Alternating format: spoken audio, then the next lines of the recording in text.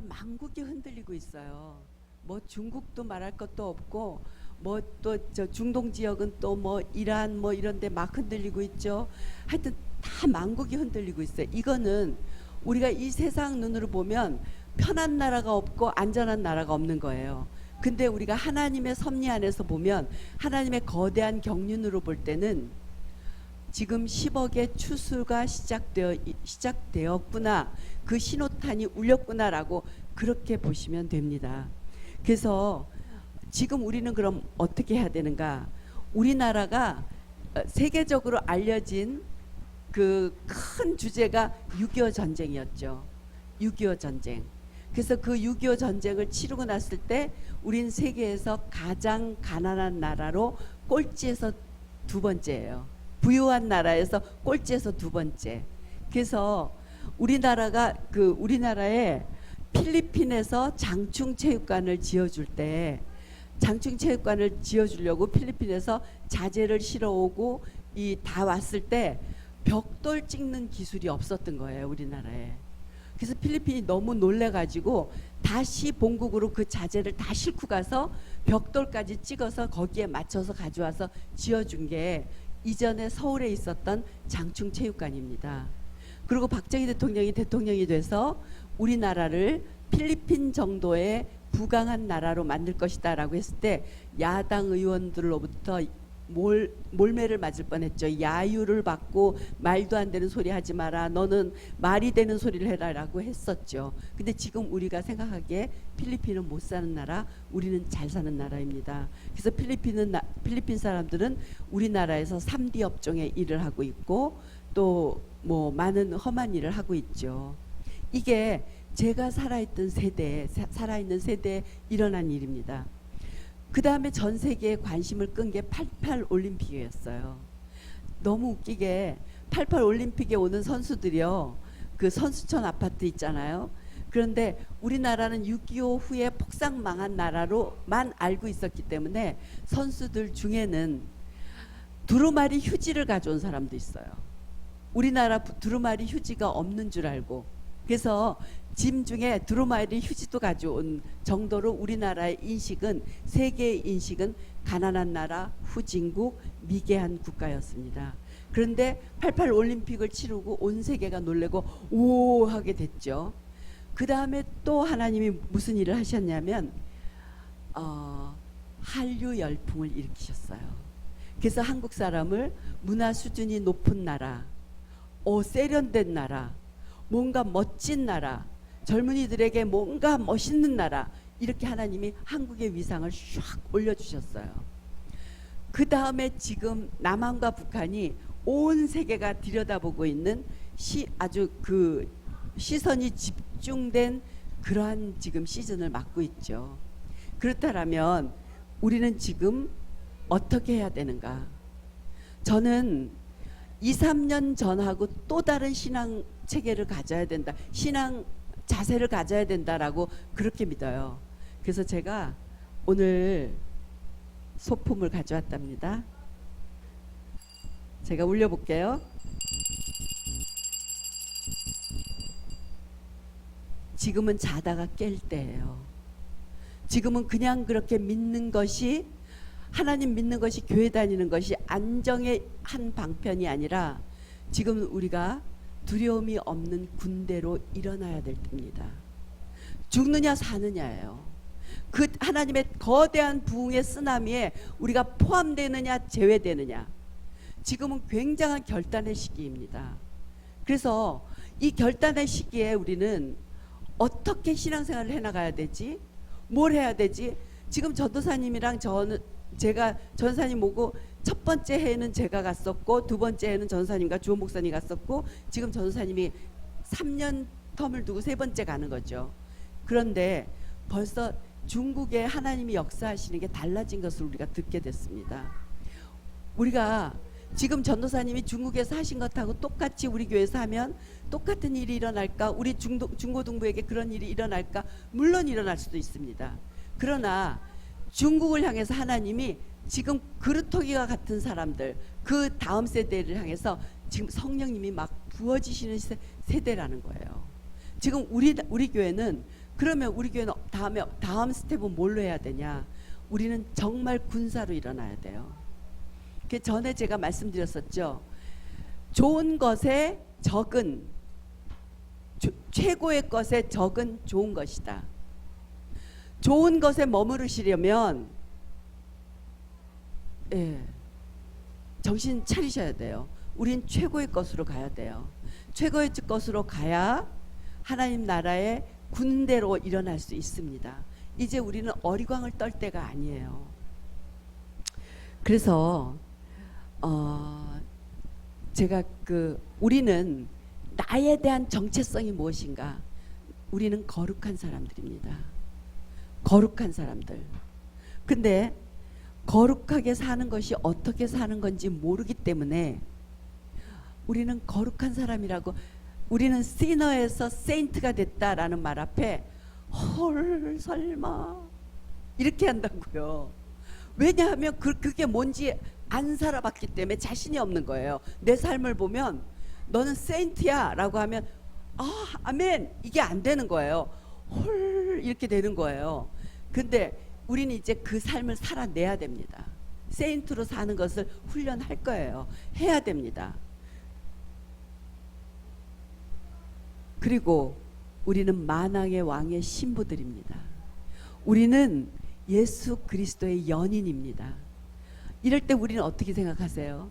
설마 듣기는 좋은데 내가 예수님의 신부라고? 그 정체성을 갖는 게 쉽지 않은 거예요. 왜냐하면 예수님과 그 신부라고 불리는 우리는 너무 격차가 크기 때문에 그래요. 그래서 이거는 그냥 하나님이 기분 좋게 불러주신 그 네이밍이지 내 자신의 실체가 아니라는 생각을 하는 거예요. 우리는 예수 그리스도의 신부로 살아가는 훈련을 할 겁니다. 해야 됩니다. 이제는 예수 그리스도의 신부 당연히 합니다. 그거는 불려지는 명칭일 뿐만 아니라 우리의 삶도 거기에 따라갈 수 있어야 됩니다. 예수님의 연인이라고? 연인은 연인으로서의 사랑 때문에 하게 되는 행위가 있어요. 우린 그 행위를 해야 됩니다. 신랑이신 예수님의 거룩과 너무 동떨어져 있기 때문에 우리가 예수님의 신부야 라고 하지만 그 신부가 실감나지 않은 것을 우리가 고쳐나가고 신부의 신분을 우리가 믿음으로 취해나가고 우리의 행위로 취해나가고 하는 것을 우리가 배우게 될 것입니다. 지난주에 사람은 습관 덩어리라고 말했었어요. 근데 우리는 반만년 역사 동안 형성되어 온 습관 덩어리예요. 하나님 없이 세상의 사고방식으로 하나님과 상관없이 살아오는 습관 덩어리이기 때문에 우리가 신앙생활, 우리가 그리스도의 신부, 거룩한 자, 하나님의 통로 이런 신분을 취하기 위해서는 취해서 실제로 그러한 신분으로 살기 위해서는 뭘 바꿔야 되냐면요. 우리의 생각을 바꿔야 되는 것도 굉장히 중요한 거지만 우리의 마음 안에 있는 습관을 바꾸는 게 굉장히 중요합니다. 습관은 이렇게 생각하시면 돼요. 내가 누구인지로부터 나온다. 그러니까 우리는 그동안 내가 누구인지 정체성이 흔들리는 가운데 만들어진 습관 속에서 사는 거예요. 그러니까 조금 신앙생활 하다가 다시 뒷바꿔하고 조금 앞으로 가는 것 같다 다시 뒷바꿔하고 하는 게 우리의 생활이에요. 근데 이제 계속 전진해 나가기 위해서는 우리의 습관을 고쳐야 돼요. 사람은 습관 덩어리이기 때문에. 그때 습관을 어떻게 고쳐야 될까요? 그런 말 제가 드렸었죠. 습관은 거미줄이지만 이게 쌓이면 강철밧줄이 되더라. 그래서 사람이 강철밧줄에 묶이는 것처럼 그 습관의 힘은 그렇게 세더라. 그러면 우리가 이 습관의 강철밧줄을 풀어내려면 쉬워요. 다시 거미줄을 풀어내는 거예요. 매번 생활에서 우리의 거미줄을 풀어내다 보면 어느 틈에 습관에서부터 풀어지는 거예요. 또 이런 생각도 해볼 수 있어요. 습관은 마치 잘 닦인 8차선 도로와 같아요. 그래서 차를 몰고 부르릉 시동을 걸고 나면 8차선 도로로 슉 가는 건 너무 쉬워요. 근데 이제 습관을 바꾼다. 라는 것은 그 8차선 도로에 금지판을 세우고 옆에 차에서 내려서 옆에 풀숲이 우거진 곳을 매일 걸어서 새길을 만드는 행위하고 똑같아요. 습관을 바꾸는 건. 그래서 8차선은 여전히 있어요. 8차선 도로는. 근데 그 옆에 단단한 도로를 만들어서 새길을 만드는 거, 그게 새로운 습관을 만드는 겁니다. 습관은 없어지지 않아요. 뇌과학자가 과학자가 연구하다가 나온 건데, 어떤 사람이 그 월남전에서 뇌 손상을 크게 입었어요. 그래서 이 사람은 다 자기가 누군지도 모르고 자기 이름도 모르고 아는 게 하나도 없어졌어요. 근데 부인이 이제 이 사람을 극진하게 간호를 하는데 어느 날 남편이 없어진 거예요. 자기 이름도 모르고 주소도 모르고 자기가 누군지도 모르는 남편이 없어진 거예요. 그래서 부인이 경찰에 연락하고 울고불고 막 찾았는데 한 5시간 6시간 후에 남편이 너무 멀쩡하게 나타난 거예요. 이름도 모르고 집도 모르는 사람이. 그래서 가만히 봤더니 그 남편 옷에 묻어있는 그 나뭇가지 같은 게 이전에 이 부부가 많이 산책하던 그 길에 있던 나뭇가지인 거예요. 그래서 알고 봤더니 이 사람은 뇌가 굉장히 많이 손상됐지만 그 옛날에 갔던 습관적으로 갔던 그 산책길을 그대로 간 거예요. 그래서 조사를 해봤더니 습관이 형성되어지는 뇌의 부분은 저 중앙부에 따로 있더래요. 그래서 그게 이 사람은 뇌 막 이런 데는 다 부서졌는데 뇌 중앙부에 그 기저부에는 상하지 않았기 때문에 습관은 있더래요. 그래서 그 이후로 가만히 남편을 지켜보니까 일어나는 시간, 밥 먹는 스타일, 뭐 생활 습관이 그대로 남아있더래요. 그래서 같이 살면서 이 사람이 연구 대상으로 이렇게 뇌에 대한 연구 대상으로 이렇게 제공됐었는데요. 이 습관이 가진 힘이 그렇게 큽니다. 그래서 습관은 이런 말도 있어요. 만드는 게 아니고 쌓는 것이다. 뇌 중앙부에 우리의 매일매일의 삶을 통해서 습관을 쌓아가는 것이다. 근데 그 습관은 정체성으로부터 나오는 것이다.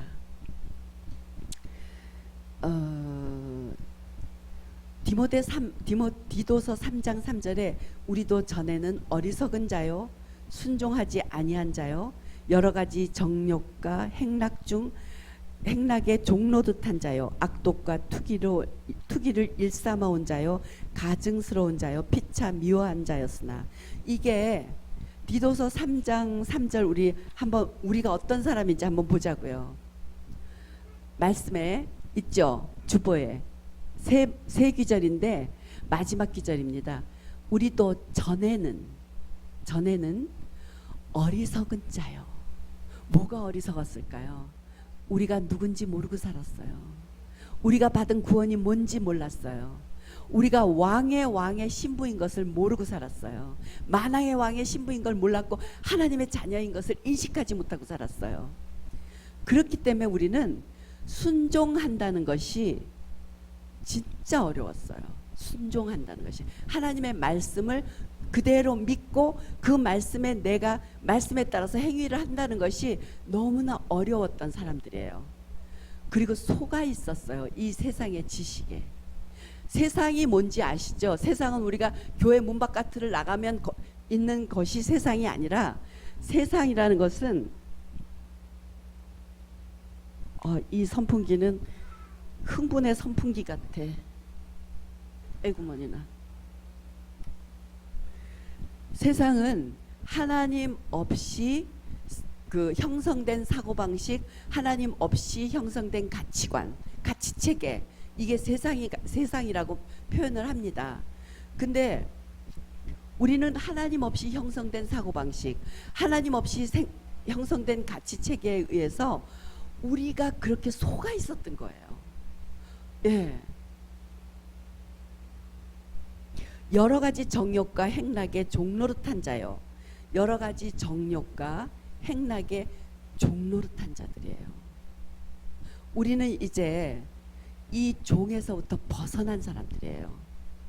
악독과 투기를 일삼은 자요 가증스러운 자요 피차 미워한 자였으니, 이 말씀에 대해서 나는 안 그래요라고 할 수 있는 분이 한 분도 없을 거예요. 저 역시 그러니까요. 근데 우리는 과감하게 이제 우리는 여전히 이런 자지만 하나님께서 아니야, 너는 이제 죄인과 상관없어 하신 그 하나님의 용서하심과 은혜와 사랑 때문에 우리는 이 신분에 걸맞는 행위를 해나갈 수 있는 내적 확신과 내적 힘이 주어진 자들인 거예요. 그렇기 때문에 그렇게 살아갈 수 있어야 되는데 문제는 몸에 밴 습관인 거예요. 그래서 저는 여러분들에게 권하고 싶어요. 이제부터 한 주도 빠지지 마세요. 그리고 오늘 안 오신 분들도 격려에 있어서 오셔서 아무리 중요해도 본인 사망 외에는 주일날 빠지지 마십시오. 왜냐하면 셀 모임에서 습관을 고치는 걸 구체적으로 할 거예요. 제가 신앙생활을 해보니 여러분들보다 제가 오래 했잖아요. 설교로는 별로 안 변해요. 제가 설교를 하지만 이성수 지사님 동의해 주셔서 감사합니다. 설교로는 별로 안 변해요. 저도 설교로 변한 사람이 아니에요. 개인적으로 말씀을 읽을 때 그 말씀이 레마가 될 때 그건 아주 큰 변화를 갖고 오죠. 그 다음에는 소그룹 모임이었어요. 셀 모임. 그래서 거기서 자기를 탁 열어놓고 말씀을 나눌 때 거기서 진정한 변화가 오더라고요. 그래서 이제 셀 모임은요, 우리에게 몸에 밴 이 지금 디도서 3장에 있는 이 몸에 밴 습관들을 고쳐나갈 거예요. 그래서 마지막 때에 여러분들을 군사로, 거룩한 자로, 그리스도의 신부로, 예수 그리스도의 연인으로 그 신분에 맞게 여러분들 우리 모두 같이 이 습관을 고쳐나갈 거예요. 이러면 어떻게 되는 줄 아세요? 하늘문이 열려서요, 기도하면 바로 이루어져요. 예. 그리고 그동안에 미뤄져 왔던 그 기도의 수많은 기도들 있죠. 하나님이 복리로 쳐서 다시 돌려주세요. 그때 그렇게 습관이 고쳐질 때, 아, 이게 예수 믿는 맛이구나. 이게 그리스도의 신부로 사는 맛이구나. 제가 처음에 예수님을 만났을 때 저는 재미있는 일을 참 좋아해요. 모험을 좋아하고. 근데 그래서 제 아이디가 재미난이에요. 근데 그때 제가 생각하기를 세상에 제일 재밌는 게 예수 믿는 일이다. 예수 믿는 건 진짜 재밌다. 만약에 내가 지금 신앙 때문에 감옥에 들어가서 일생 동안 독방에 갇혀 산다 해도 성경책만 있다면 난 정말 재밌는 인생을 살 수 있을 거야 라고 생각을 했어요. 그랬었는데 중간에 종교에 쩌들어지면서 그 재미가 없어지더라고요. 의무가 되더라고요. 근데 요즘에 다시 우리가 정말 그 복음으로 성령님과 함께 동행하면서 우리가 이렇게 다시 우리의 삶의 습관이 고쳐지고 조정이 돼서 내가 누구인지의 신분이 누려지는 삶을 산다면 우린 진짜 재미나겠다. 정말 재미있는 삶을 살겠다. 저는 그렇게 생각해요. 예수 믿는 게 진짜 내가 좋아야 전도가 되잖아요. 내가 진짜 재밌어야지 세상 재미에 푹 빠진 사람한테 아유 그 재미는 될 것도 아니야, 이게 더 재밌어 라고 말할 수 있잖아요. 진짜 멋져야 멋진 사람한테 헤이 그건 아니야, 그림자일 뿐이야, 나 진짜 멋진 거 한다 라고 말할 수 있잖아요. 근데 정말 우리는 진짜를 가지고 있습니다. 그래서 그 진짜를 전할 수 있는 사람이 되기 위해서는 우리의 생활 습관, 우리의 습관이 고쳐져야 돼요. 우리 습관 덩어리이기 때문에 결국은 습관을 고치다 보면 우리 덩어리를 고치는 거예요. 이 습관이 고쳐지면요, 우리 인생의 높이가 달라집니다. 우리 인생의 깊이가 달라집니다. 우리 인생의 맛이 달라집니다. 모든 행동의 기저에는 믿음 체계가 있어요. 자신이 누구인지의 정체성에 근본적인 믿음이 변화하지 않는다면 습관을 바꾸기가 어렵습니다. 그러니까 이런 거예요. 아, 나 이 예 들으면 좀 그런데 자존심 상하는데, 제가 목표가 5 사이즈를 입는 날씬한 여자예요. 목표가 박인선 집사야. 그러면 그게 목표야. 다이어트하고 운동하고 막 해. 막 그래서 O 사이즈가 됐어요. 목표를 이뤘어요. 그런데 그 목표를 딱 이뤄서 O 사이즈가 되면서부터 저는 아마 그동안에 못 먹은 모든 걸 폭식하기 시작할 거예요. 그걸 우리가 익숙한 영어로 요요 현상이라고 하죠. 그런데 나는 내 목표가 박인선과 같은 O 사이즈야. 이걸로 정해놓으면 목표가 달성되는 순간 다 그 다음에 그래서 저는 폭식하기 시작할 거예요. 그동안 2년간 못 먹은 거 다 먹을 거예요. 근데 내가 그렇게 생각하지 않고 그렇게 설정을 하지 않고 나는 원래 굉장히 멋있고 날씬한 사람이야 라는 정체성이 있어요. 그러면 제가 이게 좀 느려지더라도 그 정체성에 맞춰서 행동을 한다는 거예요. 그러니까 나는 원래가 나는 66 사이즈를 입던 사람이야. 근데 지금 88? 이건 아니잖아. 그러면서 그냥 스스로 66에 맞춰서 행동을 하는 거예요. 정체성이 그런 거예요. 얘가 너무 쉬웠나요? 그래서 우리가 누구인가? 우리가 정체성에 의해서 우리 습관이 바꿔진다는 거예요.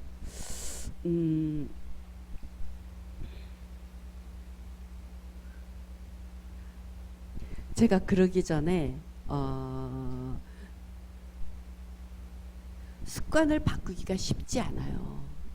바꾸기가 쉽지 않은데 그동안에 우리는 믿는 가정에서 태어났던 안 믿는 가정에서 태어났던 세상이 준 정체성으로 살아왔기 때문에 그 습관을 바꾸는 게 쉽지 않은데 이제 예수님으로 말미암아 주신 정체성을 실제적으로 살아갈 때 습관이 고쳐지는 겁니다. 사람은 의식하든 의식하지 않든 자기가 누군지 믿는 대로 행동하기 때문에 그래요. 그래서 우리는 내가 누구인지부터 먼저 고쳐나가는 게 이게 스타트예요. 여러분들이 다 그게 됐죠. 나는 더 이상 죄인이 아니고 의인이다. 나는 이제 예수 그리스도의 십자가로 말미암아 의로운 자가 되었다 라는 것이 우리의 정체성이에요. 예수 그리스도로 말미암아 의로운 자가 되었다 라는 것은 이 나는 누구인가 라는 질문이죠. 자신의 삶이 나는 누구인가. 그런데 우리가 여기서 딱 걸림돌이 되는 게 하나가 있어요. 뭐냐면 자신의 삶이 다른 사람, 환경, 부모 또는 어릴 적 경험, 일이나 직장 또는 뭐 가족들에 의해서 지배받는다라고 생각을 하고 있으면요. 이런 생각들 있죠. 나는 직장 때문에 안 돼. 그 상사 때문에 안 돼. 우리 가족 때문에 안 돼. 난 이렇게 생겨 먹었기 때문에 안 돼. 여기에다가 계속 불만을 이렇게 쏟는다면 이거 있죠. 습관은 정체성의 문제입니다잖아요. 정체성 우리 내면 깊은 것의 문제예요. 그죠? 그러면 사실 습관이 고쳐지는 것은요. 여기 가운데 원이 있어요. 이 정체성으로부터 우리 영으로부터 혼으로 가고 혼이 육으로 가서 고쳐지는 게 습관이에요. 그러니까 여러분들이 한번 제가 이 그림을 그려온다는 걸 깜빡했어요. 원이 3개가 있어요. 이렇게 3개가 있어요. 이렇게 3개가 있어요. 요 가운데는 영이에요. 두 번째는 혼이에요. 세 번째가 육이에요. 그럼 우리는 누구냐면요.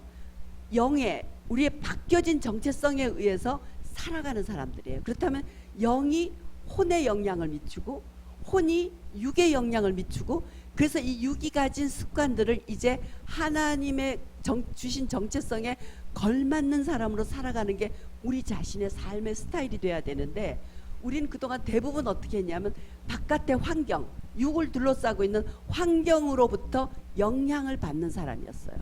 환경이 주는 정체성에 나를 그냥 허용해 버렸어요. 나는 가난한 집에 태어났어. 나는 머리가 안 좋아. 나는 생긴 게 절구통이야. 뭐 나는 우리 집은 진짜 대대로 성격이 안 좋아. 뭐 내 직장은 그지 발사계 같아. 뭐 어째 많죠. 우린 여기에 의해서 지배당해 왔어요. 이렇게. 그래서 우리의 생각은 있죠. 여기에 여전히 여기에서 지배당하기 때문에 요 안에 핵심적인 나는 의인이야, 나는 하나님의 아들과 딸이야, 나는 그리스도의 신부야 라는 이 정체성이 힘을 발휘하지 못하는 거예요. 우리의 삶의 스타일이 밖에서 지배를 받았기 때문에. 근데 우리가 이제 습관을 바뀌겠다 라고 하는 것은 뭐냐면 이 정체성에 의한 삶을 살아나가겠다라는 결단인 거예요. 이해가 되시죠? 그림이 바깥에서부터 나를 지배하는 게 아니라 안에 있는 정체성이 나를 지배하게 하겠다. 근데 여기서 이 바깥에 있는 환경이 나를 지배하게 하는 거 있죠. 여기에서 여기가 있으면 이건 있죠. 그 학습된 무기력에 빠지게 돼요. 그래서 자기 한계를 지을 수 있는 유일한 존재가 누군지 아세요? 자기 자신이에요. 자기 한계를 지을 수 있는 유일한 존재는 자기 자신이에요. 나는 요 정도야. 세상이 본 요 정도야. 그래서 수많은 사람이 세상이 쥐어준 여기 거짓말, 속임수, 세상이 쥐어진 정체성에 의해서 자기를 규정하고 그렇게 살기 때문에 학습된 무기력에 빠지기가 너무 쉽고요. 학습된 무기력에 빠지면 원망해요. 다른 사람을. 환경을 원망해요. 그리고 자기는 주저앉아 있는 거예요. 학습된 무기력을 오늘 끊어냅시다. 그리고 이제 그리스도의 신부, 예수 그리스도의 연인, 성령님이 내 안에 계신 사람, 성령님이 내 안에 계셔서 나와 같이 이 땅 가운데서 하나님의 통로로 일하기를 원하시는 그 뽑힌 사람, 하나님의 아들과 딸의 정체성으로 우리가 살아갈 수 있게 되는 것을 훈련해야 돼요. 그래서 습관을 바꿀 겁니다. 자신에게 이 질문은 매일 해도 괜찮아요. 나는 누구인가? 나는 누구인가? 아침에 세수하시고 거울 보시고 나는 누구인가 질문해 보세요. 이거 습관 되면 이 습관 하나 우리 같이 드립시다. 아침에 세수하고 수건으로 딱 목욕탕 거울을 보면서 나는 누구인가? 나는 하나님의 아들이야. 나는 하나님의 딸이야. 나는 그리스도의 신부야. 나는 예수님의 연인이야. 라고 스스로에게 말해주세요. 이 말을 왜 꼭 다른 사람에게 들어야 돼요? 내가 해주면 되지. 나는 누구인가? 이 질문이 우리가 매일 이게 있어요. 습관이 있죠. 매일매일 지속적으로 1%씩만 이걸 해나가잖아요. 그러면 1년 후에 이게 계산이 나왔더라고요. 365일 후에는 37배의 힘을 갖게 된대요. 매일매일 거미줄 하나씩을 얹었는데 1년 후 되니까 37배의 강도를 갖게 된다는 거예요. 그러니까 매일매일 이 습관 쌓는 거 너무 좋잖아요. 아침에 세수하고 거울 보고 나는 누구인가? 하나님의 딸이야. 하나님의 아들이야. 예수 그리스도의 신부야. 나는 만왕의 왕의 연인이야. 얼마나 걸렸어요? 30초 안 걸렸어요. 이 거미줄을 하나씩 얹는 거예요, 자기한테. 그러면 뭐가 이렇게 왜 좀 이렇게 찝찝한 짓을 할래도 내가 누구인지가 생각되면 안 하게 돼. 그리고 남들이 보면 아무렇지도 않은 짓인데 난 되게 찝찝해. 왜냐하면 나는 누구니까. 예.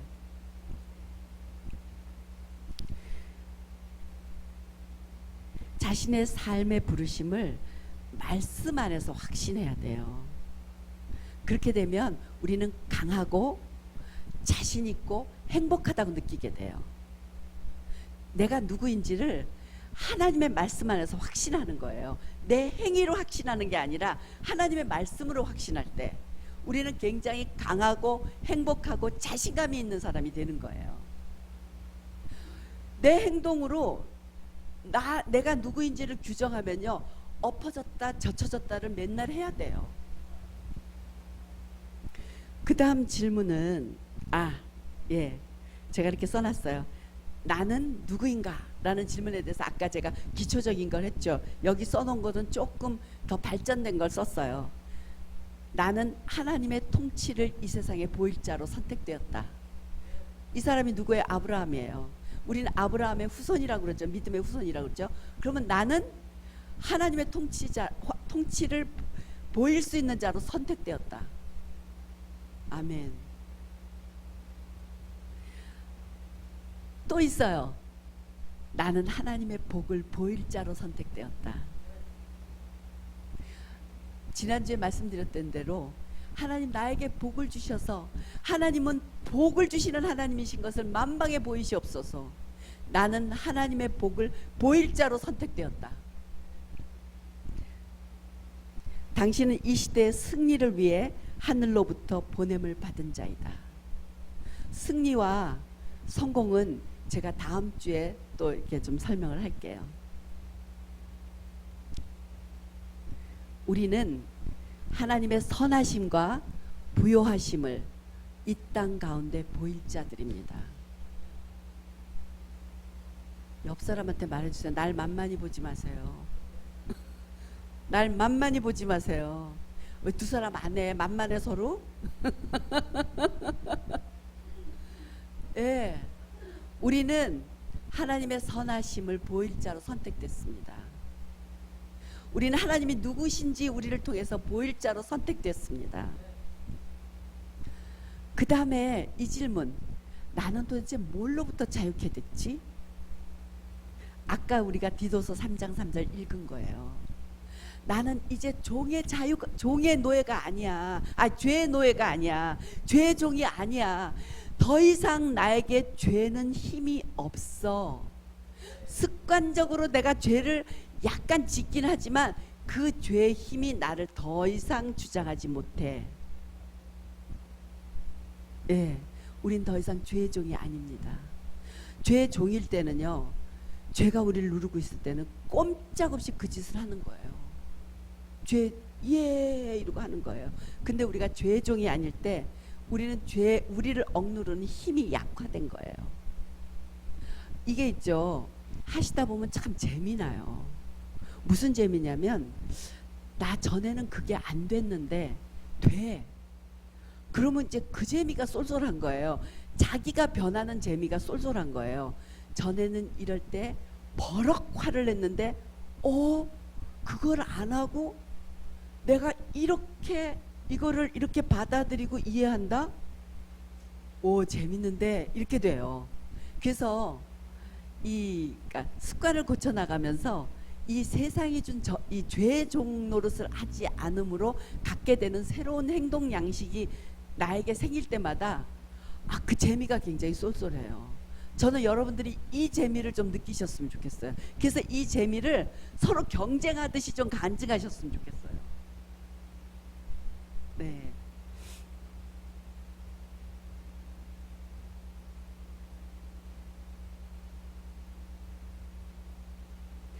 그 다음에 또 우리가 누구인지 정체성에 파생된 말은요, 나에게 주어진 미래는 무엇인가?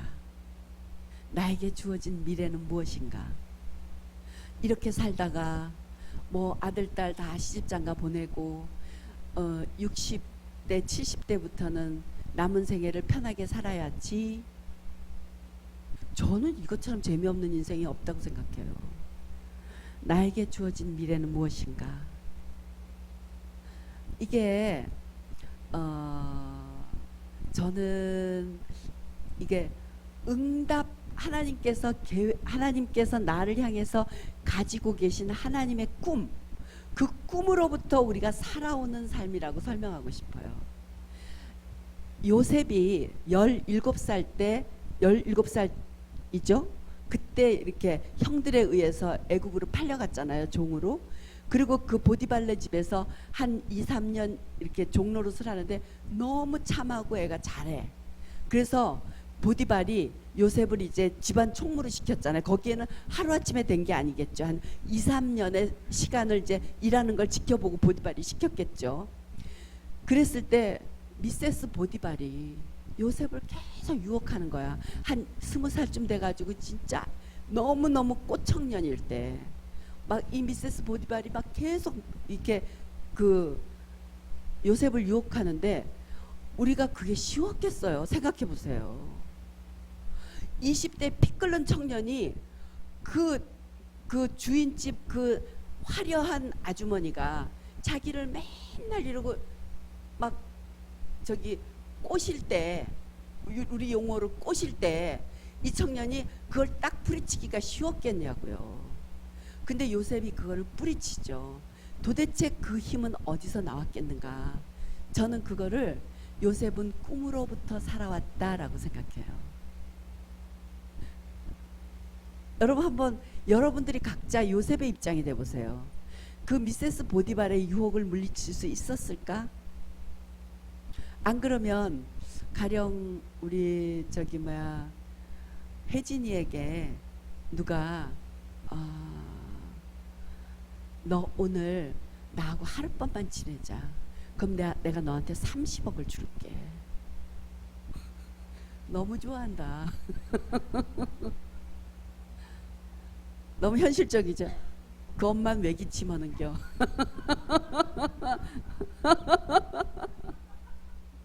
이 미세스 보디발이 요셉한테 접근한 거는 그거 이상이었어요. 그렇잖아요. 그런데 그렇다면 혜진이는 갈등하겠죠. 30억 하룻밤만 눈 찌끈 감아 30억 이렇게 하겠죠. 근데 단호하게 요셉은 그걸 거절했다는 거예요. 왜냐하면 요셉은 하나님이 주신 꿈이 너무나 생생했어요. 그래서 요셉의 생애는요 꿈으로부터 살아왔어요. 요셉은 무슨 좌절을 모르는 사람 같잖아요. 꿈으로부터 자기 인생에 있는 모든 과정들을 꿈이 성취되어지는 과정이라고 생각했어요. 했던 것 같아요. 제가 요셉의 입장에서 생각을 해보니까. 그러니까 형들에 의해서 애굽에 팔려가서 보딜바 집에 그 노예 노릇을 하는 것도 하나님이 그 이전에 주셨던 볏집이 자기에게 절을 했었고 해와 달이 절을 했었던 그 꿈이 이루어지는 과정이라고 이해를 했던 것 같아요. 그렇기 때문에 지금 겪는 일들을 그 과정으로 생각할 때 요셉은 하나님 앞에 죄 짓고 싶지 않았던 거예요. 하나님 기준에 맞추고 싶었던 거예요. 이 꿈이 너무나 소중했기 때문에. 그래서 저는 하나님의 사람들은 하나님이 주신 꿈이 있어야 된다라고 믿습니다. 나의 미래는 무엇인가?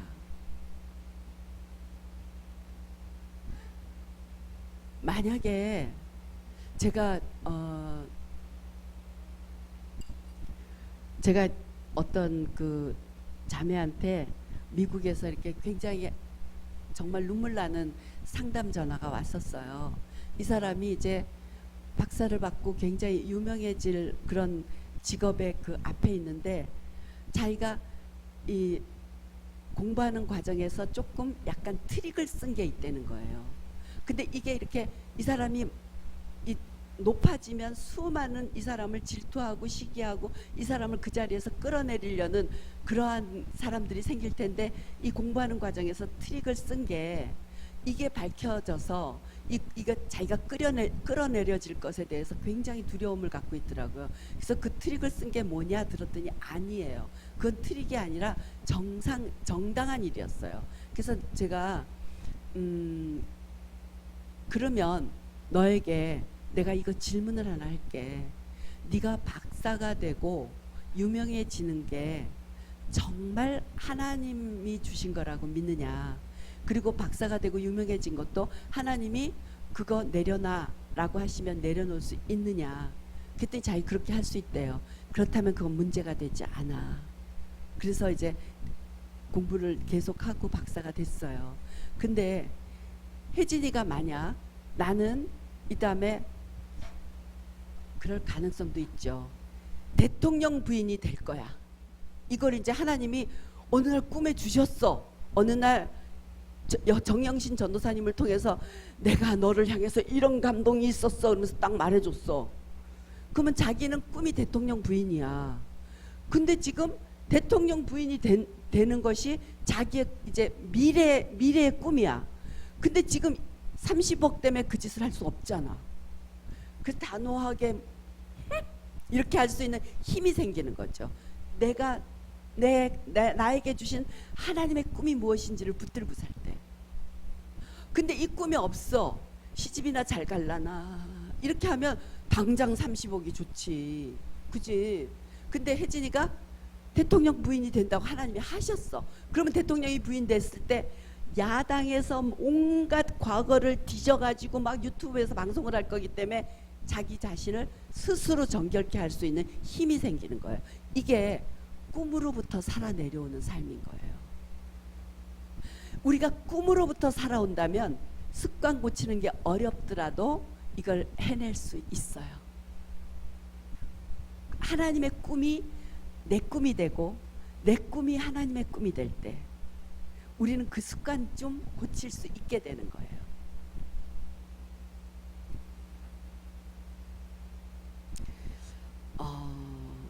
민수기 14장 11절에 여호와께서 모세에게 이르시되 이 백성이 어느 때까지 나를 멸시하겠느냐. 내가 그들 중에 많은 이적을 행하였으나 어느 때까지 나를 믿지 않겠느냐. 우리가 말씀을 무시하는 것을 하나님은 나를 멸시한다라고 하세요.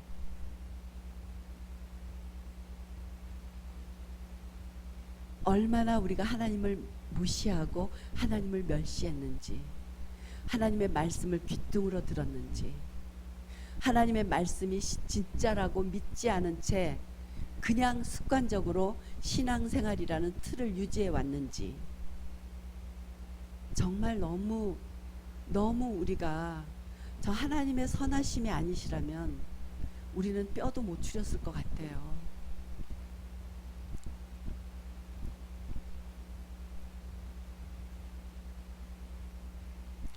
습관에는 마음 습관과 제가 이렇게 나눠봤어요. 여러 가지가 있어요. 마음 습관. 그러니까 습관을 우리가 습관 덩어리이기 때문에 그 덩어리를 소분화한 거죠. 마음을 어떻게 먹느냐도 습관이에요. 그 다음에 이 생활 습관도 고쳐야 돼요. 마음을 어떻게 먹느냐도 고쳐가야 되고요. 생활을 어떻게 하느냐도 고쳐야 돼요. 생활 습관은 갑자기 내 생활 습관을 너무나 잘 아시는 장로님 앞에 내가 작아지긴 하지만 신앙생활 습관, 그 다음에 언어도 습관이에요. 예. 그 다음에 대인관계도 습관이에요. 그 다음에 이 물질을 소비하는 소비도 습관이에요. 그래서 더 많은 걸 만들어 갈 거예요. 우리가 우리의 덩어리를 정체성에 맞게 고쳐가는 것은 습관을 고치는 거거든요. 근데 이제 이번 주부터 저희는 마음을 어떻게 먹느냐, 이 마음 습관을 고치기 시작할 거예요. 이 설문지는 제가 만든 게 아니고 조이스 마이어라는 아주 멋진 그 미국의 그 사역자 그 조이스 마이어의 그 습관에 관한 책, 습관을 바꾸면 뭐죠? 인생이 바뀐단가? 그 책에서 따온 설문지입니다. 여러분들이 매일매일 아주 짜잘한 것 조금씩 매일매일 바꿔서 1년 뒤에는 그 건에 대해서는 37배의 향상이 되어 있다면 얼마나 놀라운 사람이 되어 있을까요? 근데 그 그림 좀 띄워주실래요? 습관을 고치기 위해서는요, 이런 게 있어요. 뭐냐면 우리는 습관을 고치면요, 하루하루 고치면 뭔가 빵 좋아져야 되는 걸로 기대를 한다고요. 근데 습관을 고쳐 나가는데 반드시 낙담의 골짜기가 있어요. 뭐냐면 실제 발전의 모습은요, 이런 그래프예요. 근데 우리가 생각하는 발전의 모습은 이런 그래프로 가는 거예요. 그러니까 이 어떤 그 임계점까지 갈 때까지는 우리가 낙담을 하게 돼요. 그러니까는 제가 살을 빼려고 해요. 제가 5 사이즈로 하려고 그래요. 막 열심히 운동하고 다이어트하고 먹고 싶은 거 절대로 안 먹고 막 진짜 그렇게 하는데 살이 안 빠지는 기간이 한 2달이 생기네. 세상에, 내가 어저께 내가 먹은 걸 적어봐도 세상에 그 맛없는 고구마 2쪽 먹고 이를 갈면서 먹을 걸 참았는데 몸무게가 여전히 똑같네. 그렇게 되면 나는 낙담하는 거죠. 나는 공기가 살이 되는 사람이야, 이렇게. 낙담의 골짜기예요. 이 낙담의 골짜기에 빠졌을 때 필요한 게 우리가 지체들의 격려라고 생각해요. 너 지금 낙담의 골짜기에 빠졌구나. 아니야. 반드시 이게 우리는 이렇게 생각하지만 이렇게가 안 되는 거예요. 효과가. 그래서 습관을 개선하는 것에 그 결과가 복리로 나타난다라고 하더라고요. 이거는 과학자들의 증명이에요. 그래서 낙담의 골짜기에 빠지실 수 있습니다. 습관을 고쳐 나가는 과정 중에. 그러나 우리는 같이 격려해 가면서 진짜 이제 그리스도의 군사로 우리는 만들어져 갈 겁니다.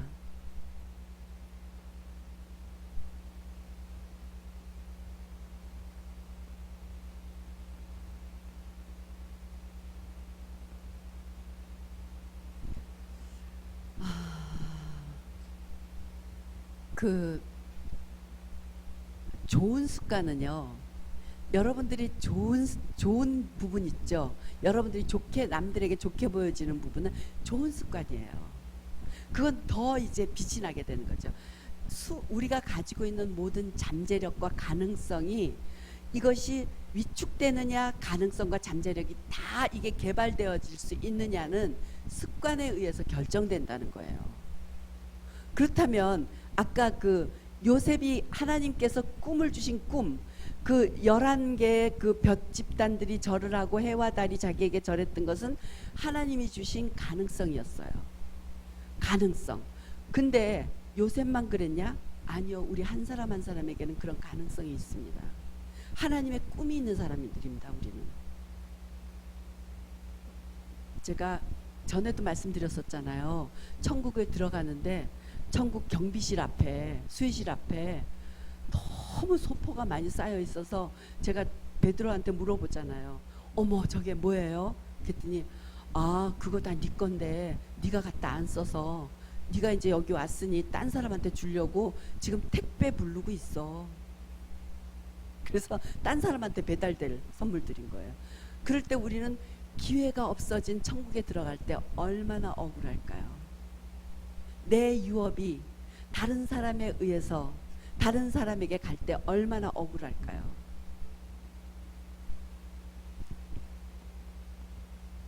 우리가 이 땅을 사는 것은 길어봤자 100년이에요. 그리고 또 100년을 생각해봤자요. 우리가 한 20대까지는 공부하고 어쩌고 뭐 이렇게 그런 거에 우리가 해왔죠. 그 다음에 자기 몸을 가지고 열심히 사는 시대는 그 한 80부터 80까지는 될까? 100살을 살아도 그 남은 세월 동안 그것밖에 안 돼요. 우리에게 주어진 인생이. 근데 진짜 우리의 인생은요, 영원하다는 거예요. 우리의 삶은. 이 땅에서 사는 이 유한한 시간으로 우리의 영원한 시간을 준비하는 거예요. 지금 이 땅에서 유한한 육신을 갖고 있는 시간이 얼마나 소중한지요. 그리고 얼마나 의미가 있는지 몰라요. 우리에게 영혼이 없다면, 우리에게 영원한 생명이 없다면 이렇게 교회 나오시는 것은 진짜 아까운 짓이죠. 우리에게 영혼이 없다면, 그리고 우리의 인생을 보고 계시고 우리에게 상 주시기를 기뻐하시는 분이 우리 아버지가 아니시라면, 영원한 시간의 주인이신 아버지가 아니시라면 우리의 신앙생활은 어떤 의미도 없는 거겠죠. 근데 그 아버지가 우리를 향해서 한 사람 한 사람을 향해서 꿈을 가지고 계시다는 거예요. 우리는 그 꿈을 향해서 달려가야 되는, 그게 바로 부르심을 향해서 달려가는 거죠. 그 꿈을 내가 진짜로 믿음으로 잡았다면 우리의 하루하루는 그냥 그렇게 흘러보낼 수가 없다라고 믿습니다. 습관 좀 고칠 수 있어요. 좋은 습관 더 좋게 할 수 있어요.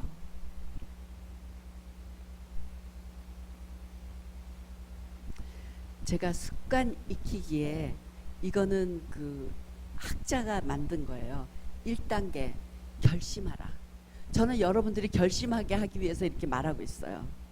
2단계 예외를 인정하지 말라. 핑계나 합리화를 하지 말라. 예외를 인정하지 말라. 아유, 몰라서 저래. 난 안 그래. 예외는 없습니다. 누구든 습관은 고칠 수 있습니다. 그 다음에 3단계가요. 다른 사람에게 말하라. 그러니까 셀에서 이제 이 습관을 아주 잘 고쳐 나갈 건데 다른 사람한테 말하는 거예요. 나는 이런 습관이 있는데 나 이거 고치고 싶어요. 그랬을 때 우리가 함께 협력을 해 나가는 거예요. 함께. 저는 이 모임이 셀 모임이 너무 그래서 좋은 것 같아요. 함께 고쳐 나가니까. 함께. 그 다음에 새로운 자신을 시각화하라. 마음의 눈으로 새 습관을 익힌 당신을 보라. 요건 훈련이 필요해요. 가령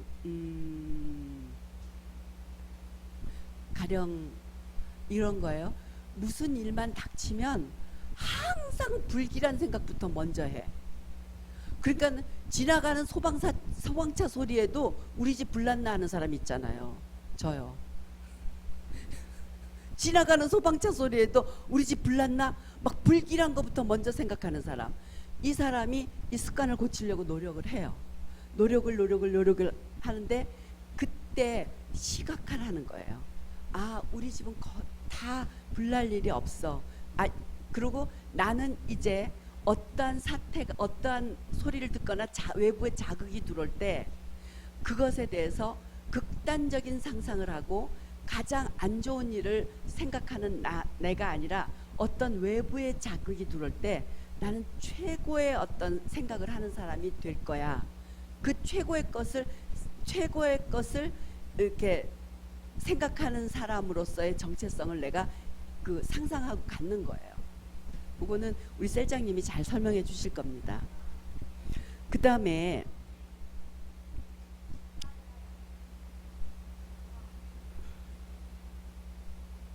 자신에게 보상하라. 좀 고쳤어요. 그러고는 자기를 스스로 보상해 주는 거예요. 야, 진짜 나 많이 발전했다. 옛날에는 그렇게 내가 속이 좁아서 그렇게 오만 사람들을 다 헐뜯고 오만 사람들을 다 그렇게 하더니 이제 내가 참 많이 성장했네. 아, 기특하다. 자신에게 보상해 주는 거. 저는 사실 여러분 한 분 한 분을 보면 보상해 주고 싶은 게 너무 많아요. 여러분들이 많이 성장을 하셨어요. 새 습관을 개발하는 일을 삶의 한 영역으로 만들라. 예, 우리 그냥 습관을 조차 살았다고요. 근데 좋은 습관을 만들어서 그 좋은 습관이 내 삶의 스타일이 될 때까지 그 훈련하는 것이 삶의 한 영역이 돼야 된다는 거예요.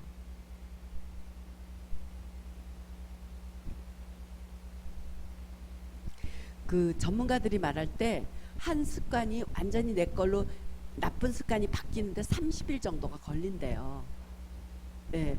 그리고 또 어떤 사람은 그거를 아주 조그맣게 이렇게 세분화해서 이렇게 만들어서 하는 데는 한 1년 정도면 굉장히 긍정적인 효과로 생긴다고 해요. 이거는 자기가 잘 알겠죠. 자기가 어떤 습관 때문에 자기에게 있는 가능성들을 다 묻고 있는지, 자기 자신을 축소하고 있는지, 자기 자신이 그 펼쳐지지 못하고 있는지, 이것들을 하나씩 고쳐가면 내년에 여러분들을 한번 상상해 보세요. 강호경 집사님의 2000년도의 강호경을 한번 상상해 보세요. 혜진이의 2000년을 상상해 보세요. 주영이의 2000년을 상상해 보세요. 습관이 고쳐진 진짜 멋진 사람, 진짜 하나님을 보일 수 있는 사람. 널 보면 하나님을 보는 것 같아. 우리 다 그런 사람이거든요. 아, 요즘에 어디 나가서 교회 다닌다는 소리 하기가 참 부끄러운 시대가 됐어요. 왜냐하면 우리는 이론과 실제가 너무 다른 삶을 살아왔기 때문에 그래요. 그래서 교회 다닌다는 것이 어떻게 생각하면 스스로 왕따 되겠다는 얘기라 다름이 없어요. 그리고 거기 극한에 들어가면 목소리가 잦아들어. 나 예수 믿어요. 이렇게 하려면 너무 부끄러운 거야. 그러면서 갑자기 주마등같이 나의 행위가 막 스쳐가. 아, 덕을 과연 끼치는가? 과연 내가 하나님을 영화롭게 했는가? 이제부터 시작합시다. 여러분들에게 이렇게 말하면 좀 웃기죠? 영빨도 있으셔야 돼요. 우리 전도사님 영빨이 있었잖아요. 이번에 뭐니 뭐니 해도 영빨이 있어야 돼요. 그 다음에 우리의 삶이 따라줘야 돼요. 두 개 다 같이 가자고요. 이게 정말 하나님이 우리의 모든 죄를 속량하시고 자기 백성을 선한 일을 열심히 하는 자기 백성을 만드시고자 한 하나님의 의도신 거예요. 습관의 노예가 아니라 습관을 다스리는 사람, 습관을 새로운 좋은 습관들을 만들어가는 사람이 되시기를 축원합니다.